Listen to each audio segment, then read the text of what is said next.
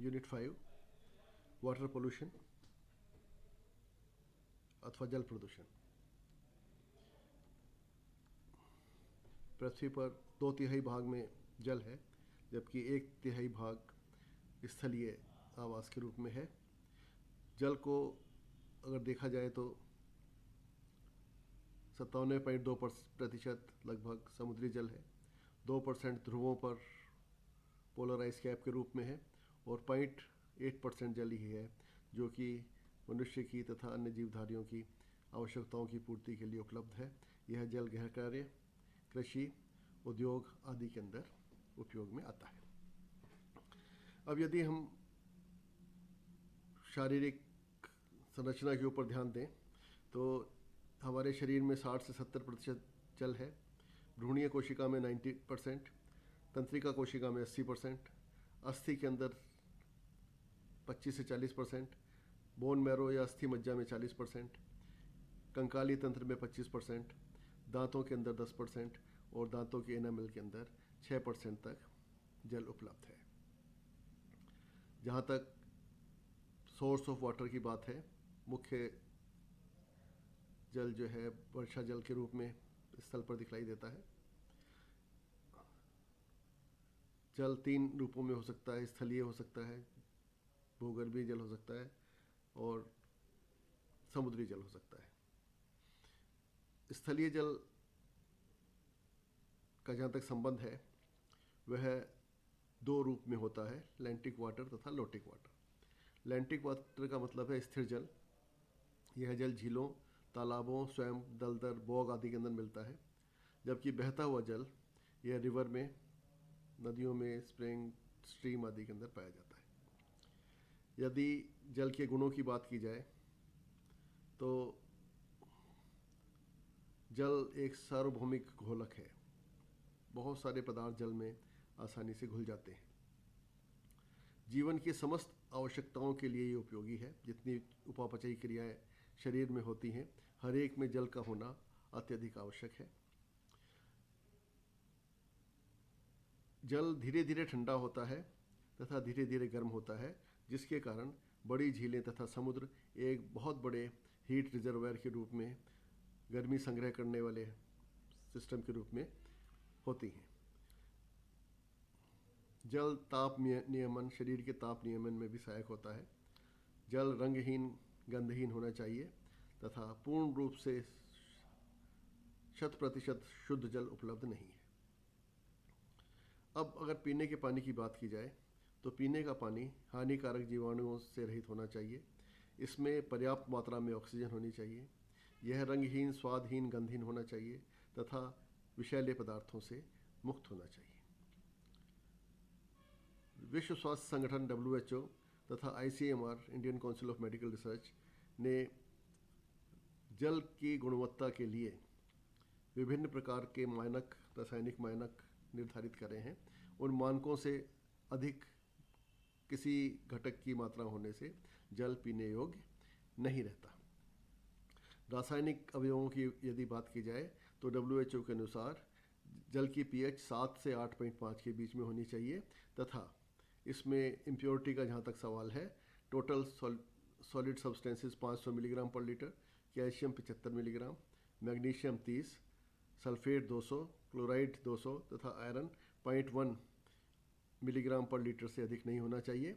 इसी प्रकार से manganese 0.05, copper 0.05, zinc 5.0, arsenic 0.05, cadmium 0.005, lead 0.05, mercury 0.0001, phenolic substances 0.001 से अधिक नहीं होने चाहिए। यदि ये इससे कोई भी मानक, कोई भी पदार्थ इस सीमा से अधिक है, उस अवस्था में वह जल पीने योग्य नहीं रहता। इसी तरह से इसमें अगर माइक्रोबियल काउंट किया जाए तो 100 ml पर लीटर से अधिक नहीं होने चाहिए। 100 संख्या, इसी प्रकार से बैसिलस जो है 10 से लेके 100 मिलीलीटर से अधिक, 10 से लेके 100 के बीच, 10 प्रति 100 ml से अधिक नहीं होना चाहिए। जहाँ तक परिभाषा का सवाल है, ओडम नामक वैज्ञानिक ने 1971 में परिभाषा ये दी कि प्रदूषण हमारे वातावरण, जल, स्थल या वायुमंडल में होने वाला वह अनावश्यक परिवर्तन है जो कि मनुष्य तथा संबंधित प्रजातियों के लिए हानिकारक होता है। प्रदूषण सामान्यतया मनुष्य की क्रियाकलापों का प्रतिफल है। प्रदूषक विभिन्न प्रकार की प्रकृतियों के हो सकते हैं जिन्हें दो भागों में मूल रूप से बांटा जा सकता है। पहले है नॉन बायोडिग्रेडेबल, दूसरा है बायोडिग्रेडेबल। नॉन बायोडिग्रेडेबल वे पदार्थ हैं जो कि वातावरण में आसानी से अपघटित नहीं होते, लंबे समय तक पड़े रहते हैं, जैसे प्लास्टिक है, इंसेक्टिसाइड्स है, पेस्टिसाइड्स हैं, डिटर्जेंट्स हैं। और दूसरे बायोडिग्रेडेबल सब्सटेंसेस हैं जो कि मूल रूप से कार्बनिक पदार्थ होते हैं और बैक्टीरिया आदि के द्वारा डिकम्पोज कर दिए जाते हैं। जो गैर बायोडिग्रेडेबल पदार्थ हैं वो अपेक्षाकृत अधिक हानिकारक होते हैं। अमेरिका की पर्यावरण सुरक्षा एजेंसी EPA ने प्रदूषकों के विषय में निम्न श्रेणियां बनाई हैं। इसी आधार पर आगे चर्चा की जा रही है। सबसे पहले है ऑक्सीजन डिमांडिंग वेस्ट, दूसरा है डिजीज़ काजिंग एजेंट, बीमारी फैलाने वाले पदार्थ, तीसरा संश्लेषित रसायन जिसमें इंसेक्टिसाइड, पेस्टिसाइड, डिटर्जेंट व रंग आदि आते हैं, चौथा है इनऑर्गेनिक सब्सटेंसेस जिसमें भारी धातुएं आती हैं और लवण आते हैं, उसके बाद में रेडियोधर्मी पदार्थ, फिर थर्मल डिस्चार्ज, ताप की अधिकता या कमी, और उसके बाद में अम्लीय तथा क्षारीय अपशिष्ट। सबसे पहले लेके चलते हैं ऑक्सीजन डिमांडिंग वेस्ट। यह मूलतः कार्बनिक प्रदूषक होते हैं जो जल से ऑक्सीजन का उपयोग कर लेते हैं, ऑक्सीजन ग्रहण कर लेते हैं और जल में घुलित अवस्था में पाई जाने वाली ऑक्सीजन की मात्रा कम हो जाती है और जिसके कारण जल में पाए जाने वाले विभिन्न जंतुओं को सांस लेने में दिक्कत होती है और यह जल प्रदूषित हो जाता है। कभी कभी बहुत बड़े संख्या में किसी तालाब में अचानक मछलियों आदि की मृत्यु इस कारण से हो जाती है। ऑक्सीजन डिमांडिंग वेस्ट में जहाँ तक सवाल है, चमड़ा, ऊन, चीनी मिल, पल्प पेपर फैक्ट्री तथा रबर फैक्ट्री के अपशिष्ट श्रेणी के अंतर्गत आते हैं। इसी प्रकार से सीवेज जो कि शहर का गंदा पानी है उसमें भी यदि ऑक्सीजन की मात्रा देखी जाए तो वह 0 आती है। इसका मतलब है कि सीवेज भी, गंदा पानी भी ऑक्सीजन को नष्ट करने का कार्य करता है। अब यदि ऑक्सीजन के आधार पर गुणवत्ता देखी जाए तो एक पैरामीटर आता है BOD, जैव रासायनिक ऑक्सीजन। यह जल में सूक्ष्म जीवों द्वारा अपघटनीय कार्बनिक पदार्थों का सूचक है और BOD की सहायता से हम यह मालूम कर सकते हैं कि इस जल की गुणवत्ता क्या है। BOD यदि 1 आती है तो यह बहुत अच्छा जल है, 2 से 5 ठीक ठाक है, 6 से 9 प्रदूषित और 10 से अधिक होने पर अत्यधिक प्रदूषित जल गिना जाता है। BOD और COD 2 पैरामीटर्स हैं जो कि सर्वप्रथम ऑक्सीजन की गुणवत्ता ज्ञात करने के लिए उपयोग में लाए जाते हैं। अब दूसरा है रोग पैदा करने वाले एजेंट्स। ये गंदे पानी, हॉस्पिटल, कृषि और उद्योगों में से आ सकते हैं। इसमें कुछ बैक्टीरिया हो सकते हैं, कुछ वायरस हो सकते हैं, कुछ निमेटोड्स हो सकते हैं, कुछ अन्य जीवधारी हो सकते हैं। सबसे पहले बैक्टीरिया में साल्मोनेला समूह के जंतु टाइफाइड के लिए उत्तरदायी हैं, शिजेला ग्रुप के सदस्य बैसिलस अतिसार के लिए, माइक्रोबैक्टीरियम TB के लिए और विब्रियो कॉलरा के लिए। तो ये विभिन्न प्रकार के बैक्टीरिया यदि पानी के अंदर उपलब्ध हैं तो विभिन्न प्रकार की बीमारियां फैलाने में सहायक होते हैं। इसी प्रकार से जहां तक वायरस का सवाल है, एंटीरोवायरस गैस्ट्रिक डिसऑर्डर के लिए, रियोवायरस डायरिया अतिसार के लिए, रोटावायरस श्वसन रोगों के लिए, एड्यूनोवायरस इन्फ्लुएंजा के लिए तथा हेपेटाइटिस वायरस ये यकृत की बीमारियों के लिए जाना जाता है। मनुष्य के आहार नाल के अंदर एंटमीबा हिस्टोलिटिका नामक एक प्रोटोजोन पाया जाता है। यह अमीबीय अतिसार के लिए होता है। निमेटोड्स की बहुत सारी प्रजातियां जिसमें एस्केरी, स्पिन वर्म आदि आते हैं, यह आंत के अंदर विभिन्न प्रकार के रोग फैलाने का कार्य करते हैं। इसी प्रकार से हुकवर्म, एंसाइलोस्टोमा भी आंतरीय रोग के लिए उत्तरदायी है। ड्रैकनकुलस नारू रोग के लिए उत्तरदायी है। नारू रोग सन 2002 के बाद यद्यपि समाप्त हो गया है, लेकिन पहले पूर्व में यह रोग राजस्थान तथा आसपास के क्षेत्र में काफ़ी अधिक था। इसके अगला कारक है संश्लेषित रसायन। इसमें फसलों पर उपयोग आने वाले कीटों को मारने वाले रसायन आते हैं, जो कि इंसेक्टिसाइड तथा पेस्टिसाइड के नाम से जाने जाते हैं। इनका बहुतायत में उपयोग पिछले कुछ वर्षों में कीट नियंत्रण के लिए किया गया है। यह इनका उपयोग घरों में संग्रहित अनाज के लिए, खेतों में खुले अनाज के लिए, फसलों के विभिन्न प्रजातियों के लिए कीटों को मारने के लिए किया जाता है। यह विभिन्न श्रेणियों के होते हैं। पहला है क्लोरीनेटेड हाइड्रोकार्बन, जिसके अंतर्गत डीडीटी, बीएचसी, टोक्सोफेन, एल्ड्रीन तथा डायल्ड्रीन आता है। इसी प्रकार से ऑर्गेनोफॉस्फेट में पैराथियोन, मेलाथियोन, फोरेट तथा मिनोजोन आता है।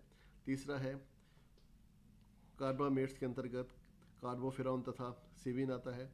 और पादप उद्गम वाले इंसेक्टिसाइड में निकोटीन, पायरिथ्रियम और नीम आदि आता है। इसी प्रकार से धुआं करने के लिए HCN का उपयोग किया जाता है। ये सारे के सारे रसायन अत्यधिक विषैले होते हैं तथा आसानी से डिकम्पोज नहीं होते हैं, अतः वातावरण में बहुत लंबे समय तक रह जाते हैं। अब है सिंथेटिक डिटर्जेंट्स।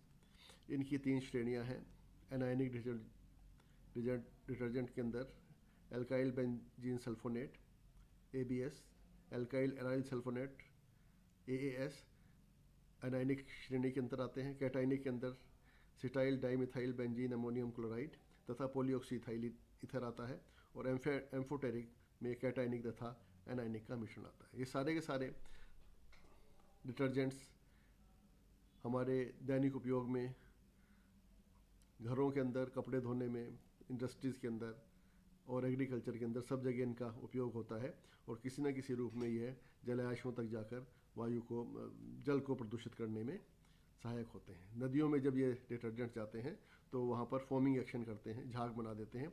और झाग बना देने से वातावरण के अंदर ऑक्सीजन जो पाई जाती है वो जल में नहीं घुल पाती, अतः यह जल में ऑक्सीजन की मात्रा को भी प्रभावित करते हैं। ये डिटर्जेंट जिस समय इंसेक्टिसाइड तथा पेस्टिसाइड के संपर्क में आते हैं तो उनको और अधिक विषाक्त कर देते हैं। बहुत सारी इंडस्ट्रीज़ विभिन्न प्रदूषकों को सीधे ही नदियों आदि के अंदर छोड़ देती है, तालाबों में छोड़ देती है तथा एक पोल्यूशन का बड़ा कारक बनती है। इस प्रकार के पोल्यूशन को, जहाँ एक स्थान के ऊपर पोल्यूशन छोड़ा जाता है, जिसे हम पॉइंट सोर्स पोल्यूशन कहते हैं। दूसरा है रंगाई उद्योग के अंदर बहुत सारे रसायन, डाइज, रंग हम उपयोग में लाते हैं। ये रंग जो है विषैले होते हैं तथा कैंसर आदि का कारक भी बन सकते हैं। यद्यपि इनकी विषाक्तता मारने के हिसाब से थोड़ी कम होती है, लेकिन लंबे समय तक इनका उपयोग कैंसर जैसी बीमारी फैलाने में सहायक होता है। अब इसके बाद में आती है धातुएं। विभिन्न प्रकार के मेटल्स जो है वो पानी के अंदर पाए जाते हैं। 3 श्रेणियों के हो सकते हैं। नॉन क्रिटिकल, जिनका कोई प्रभाव नहीं होता। दूसरा है विषैले किंतु जल में घुलनशील नहीं, अधिक प्रभावी नहीं होते। और तीसरी श्रेणी है जो अत्यधिक घुलनशील होते हैं और विषैले भी होते हैं। धातुओं को फिर 2 भागों में बांटा जा सकता है। एक धातु है जो कि शारीरिक क्रियाओं के लिए आवश्यक होती है, जैसे कॉपर है, जिंक है, कोबाल्ट है, आयरन है। और दूसरी मेटल वो हैं जो कि शारीरिक क्रियाओं के अंदर भाग नहीं लेती, जिसमें लेड, मरकरी, आर्सेनिक और कैडमियम आदि। अब यदि इन मेटल्स के बारे में देखा जाए तो पिछली शताब्दी में सबसे पहले 1953 में एक बीमारी थी, मनी माता रोग, जो कि पारे के पोल्यूशन के कारण, मर्क्यूरी पोल्यूशन के कारण सबसे पहले जापान के अंदर रिपोर्ट की गई। मछुआरों द्वारा प्रदूषित, मर्क्यूरी से प्रदूषित मछलियों को खाने से यह बीमारी हुई, जिसके लक्षण थे पेशियों का कमज़ोर हो जाना, दृष्टि दोष होना, मस्तिष्क की कार्य क्षमता प्रभावित होना, लकवा मारना, बेहोशी तथा मृत्यु। दूसरा रसायन था कैडमियम। इससे होने वाली बीमारी का नाम था इटाई। यह जापान में 1965 में 100 लोगों की मृत्यु इस प्रदूषण के कारण हुई। इसके लक्षण थे हाइपरटेंशन, हृदय पेशियों पर प्रभाव, दांतों का पीलापन, अस्थि मज्जा पर प्रभाव पाँव में दर्द और हड्डियों की आकृति में परिवर्तन हो जाना।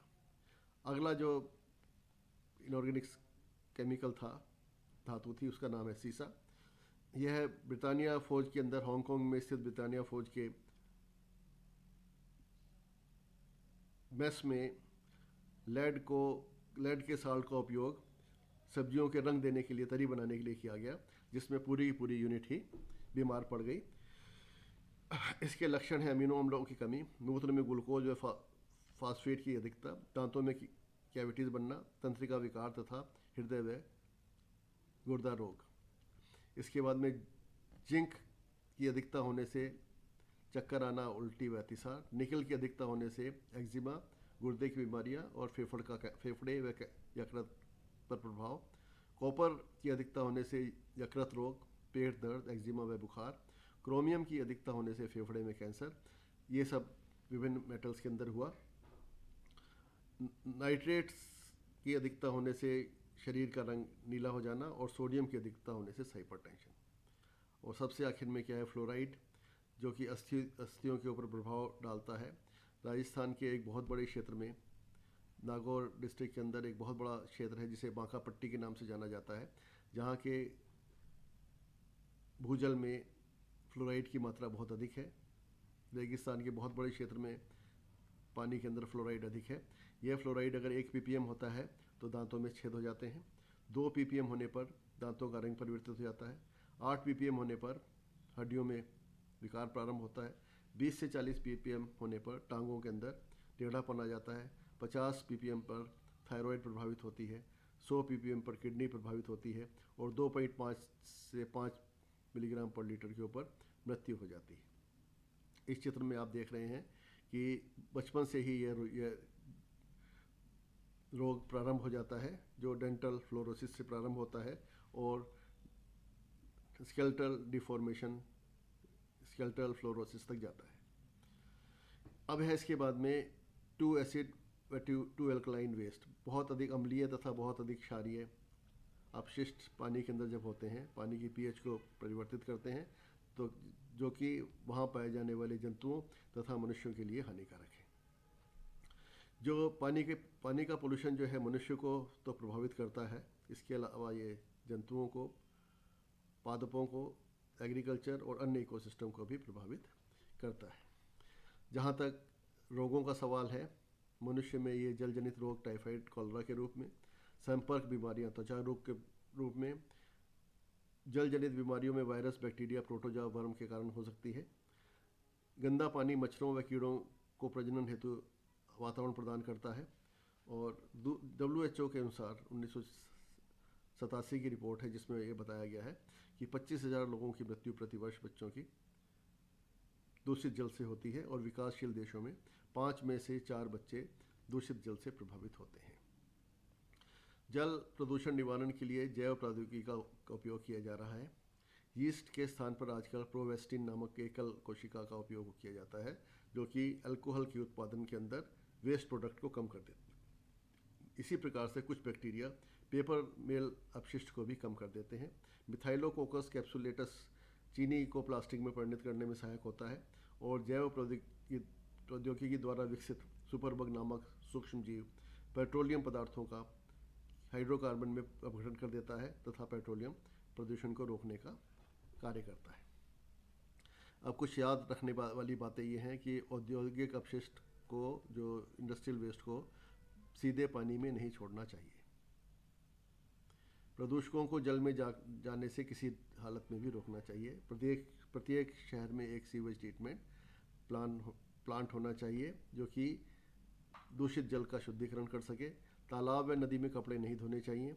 पशुओं को तालाब में नहीं नहलाना चाहिए और शुद्धिकरण के बाद में पानी का उपयोग मत्स्य पालन और कृषि के लिए करना चाहिए। उर्वरकों को जल में किसी हालत में नहीं जाने देना चाहिए। तालाब आदि से जलकुंभी हटानी चाहिए और प्रदूषण के प्रति जागरूकता विकसित करनी चाहिए। पीने वाले पानी में पोटेशियम परमैंगनेट या क्लोरीन का उपयोग आवश्यकता अनुसार करना चाहिए। जहाँ तक जल प्रदूषण के समाधान का सवाल है, भूजल को प्रदूषण से बचाना चाहिए। गैर बिंदु अफवाह कम करना चाहिए। जगह जगह से जो नालियों द्वारा पानी तालाबों और नदियों में जाता है। एक तो पॉइंट है, एक दूसरा गैर बिंदु है। तो जो गैर बिंदु अफवाह है उसको भी नदियों और तालाबों में जाने से रोकना चाहिए। विषैले प्रदूषकों के स्थान पर पादप जनित कीटनाशकों का उपयोग करना चाहिए, जिनका जो आसानी से डिकम्पोज हो जाते हैं और इनका प्रभाव बहुत लंबे समय तक नहीं रहता। प्रकृति के साथ समन्वय स्थापित कर दूषित जल का शुद्धिकरण किया जाना चाहिए। इसके लिए 4 आर बतलाए गए हैं। एक है रिफ्यूज़, प्रदूषकों की मनाही, रिड्यूस, प्रदूषकों को कम करना, पुनः चक्रण, इनका रीयूज़ करना, और पुनः उपयोग करना, और रिसाइकिल, उनका पुनः चक्रण करना। अगर इन 4 आर को आप ध्यान रखेंगे तो किसी हद तक प्रदूषण को रोकने में सहायता मिलेगी। इसके साथ साथ इंडस्ट्रियल वेस्ट जो है उसका उद्गम स्थल पर ही इसका अपशिष्ट कम कर देना चाहिए। पर्यावरण प्रदूषण संबंधी बहुत से कानून बने हुए हैं जिनका सख्ती से पालन किया जाना चाहिए। प्रदूषण नियंत्रण व रोकथाम अधिनियम 1974 में तथा पर्यावरण संरक्षण अधिनियम 1886 का बना हुआ है। इन नियमों को अगर सख्ती से पालन किया जाए तो जल प्रदूषण से किसी प्रकार से बचा जा सकता है। धन्यवाद।